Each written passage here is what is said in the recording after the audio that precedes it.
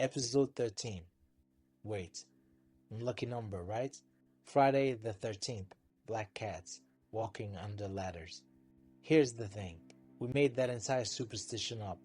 There is zero statistical evidence that the number 13 causes bad luck. Buildings skip the 13th floor for literally no reason. It's mass delusion. So, if we're already destroying myths in the first 10 seconds, buckle up. Now, let's talk about the Titanic, the unsinkable ship that sank. But what if I told you the most famous fact about the Titanic was literally invented by a journalist trying to sell newspapers? Nobody at White Star Line ever called it unsinkable. We made the whole thing up. And if we fabricated the most famous detail about history's most famous disaster, what else did we completely invent? Today, I'm destroying 5 myths, and one of them is genuinely dark. Like, we turned a kidnapped teenager's death into a Disney love story dark. Let's go. Quick question before we dive in. How many of you believed the Titanic was marketed as unsinkable? Be honest, because if you did, you're not alone. And you're about to find out who actually made that story up. Let's destroy some legends. Myth number 5. Quick context. The RMS Titanic was the largest passenger ship ever built at the time. Over 880 feet long, 269 meters, and could carry 2,400 passengers. It was supposed to be the pinnacle of luxury and engineering.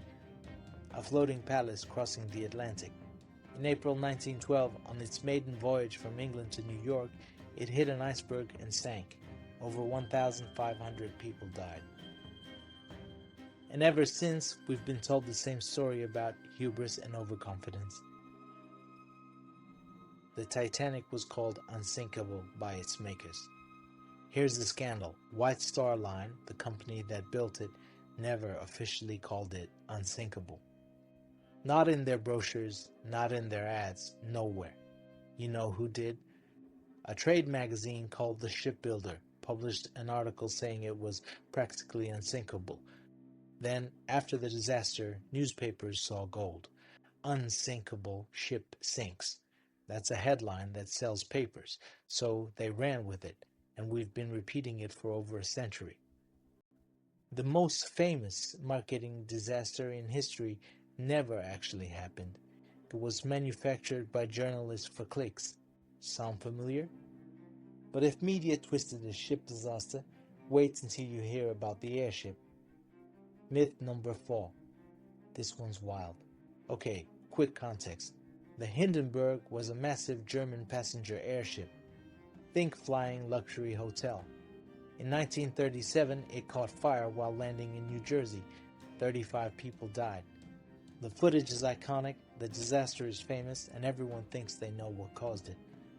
The Hindenburg disaster was caused by hydrogen exploding. Everyone blames the hydrogen. Makes sense, right?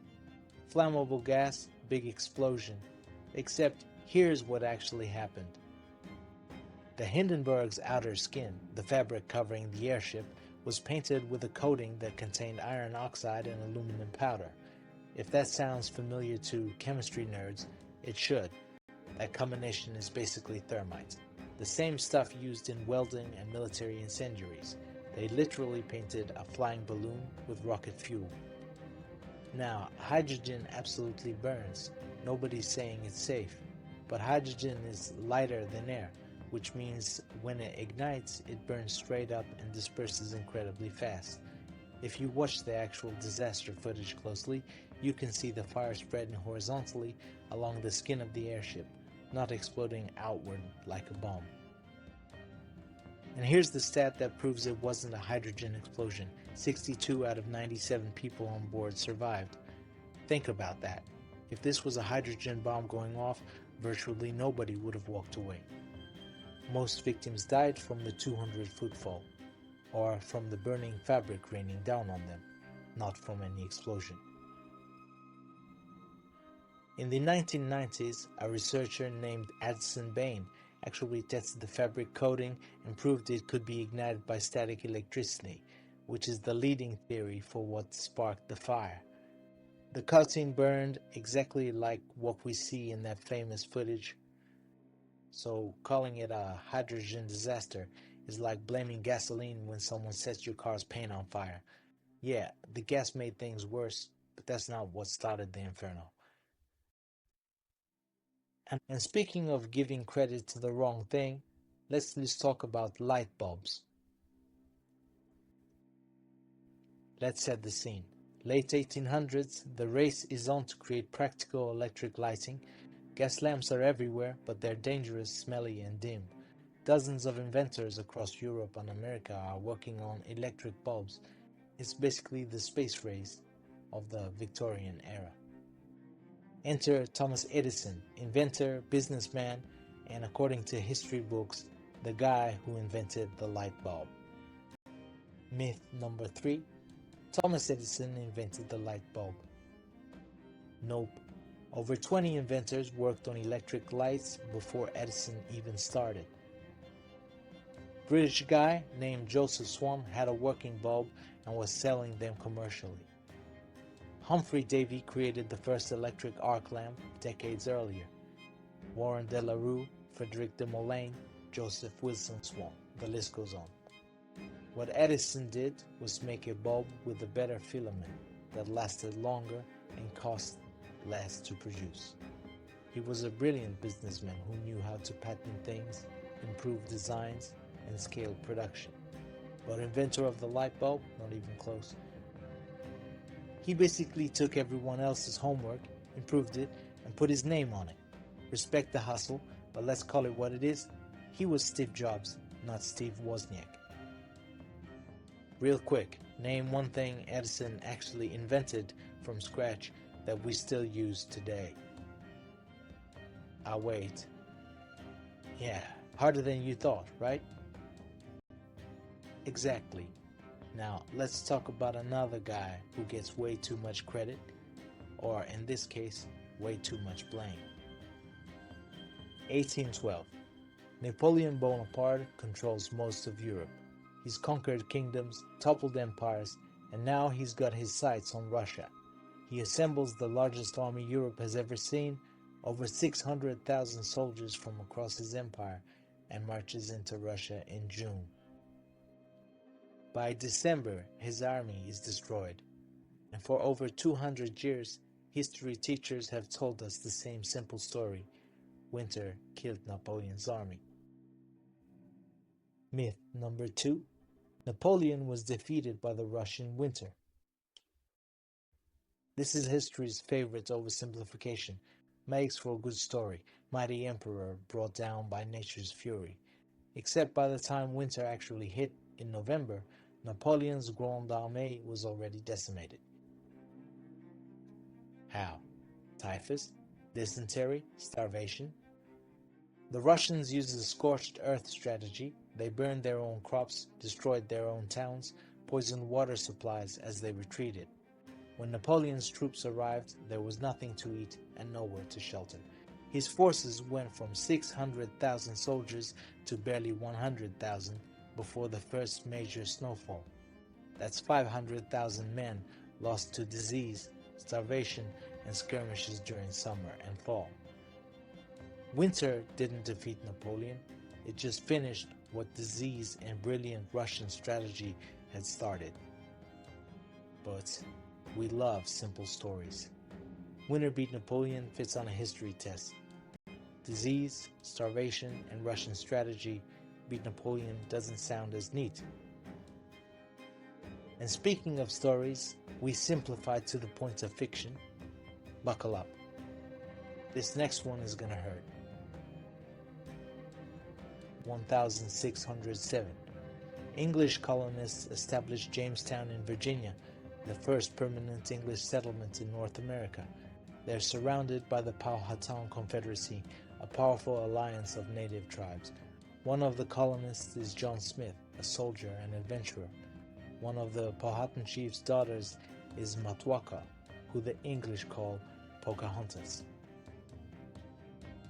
According to Smith's writings, he was about to be executed, and Pocahontas threw herself over him to save his life. It's romantic, it's dramatic, and Disney made it into one of their biggest movies. There's just one massive problem with this story. Myth number 1. Pocahontas saved John Smith from execution and they fell in love. Alright?